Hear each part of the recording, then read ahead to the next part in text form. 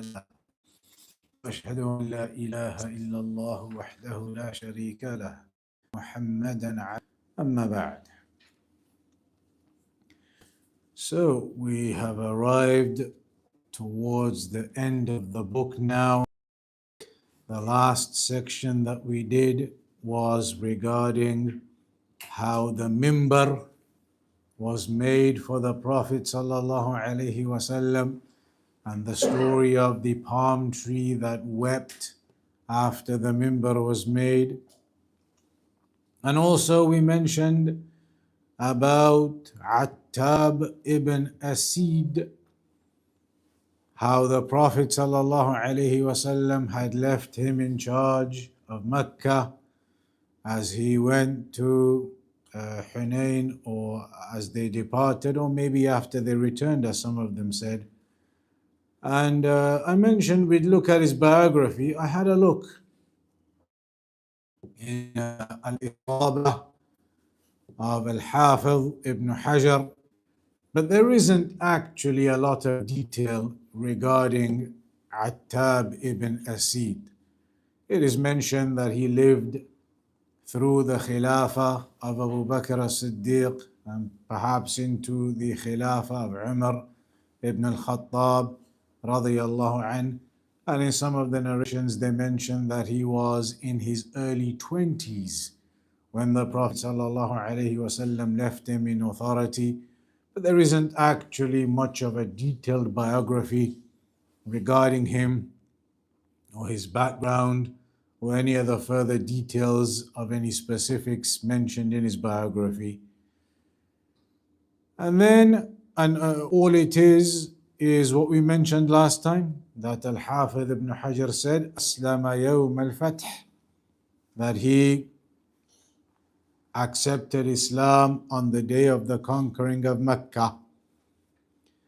Then we mentioned ثم تبوك قد غزا في التاسعة, that the Prophet sallallahu alaihi wasallam then went to the battle of Tabuk in the 9th year of Hijri. And you remember the story of those munafiqun, the munafiqun on the way to Tabuk, who were saying, we've not seen anybody more gluttonous, more lying, more cowardly than these individuals, and they were referencing the companions of the Prophet sallallahu alaihi wasallam.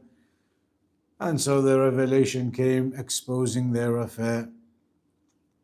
Then the line we got up, وَهَدَّ مَسْجِدَ الضِّرَارِ رَافِعَةً.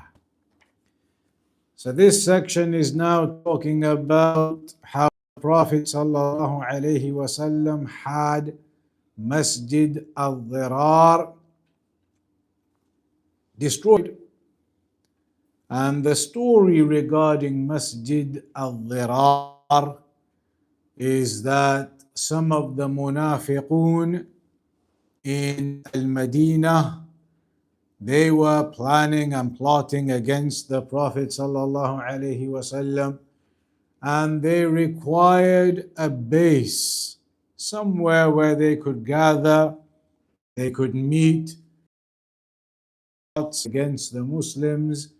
But they couldn't just do it in a random house. They couldn't just do it in one of their residences. The people would regularly see big groups of them getting together in that house, and they would become suspicious. What are these regular gatherings going on in the house? So they decided to build a mosque in Medina as a cover for their activities. The intent being that they would build that mosque and then they would be able to gather in it as often as they wished. Nobody would become suspicious of gatherings in a mosque.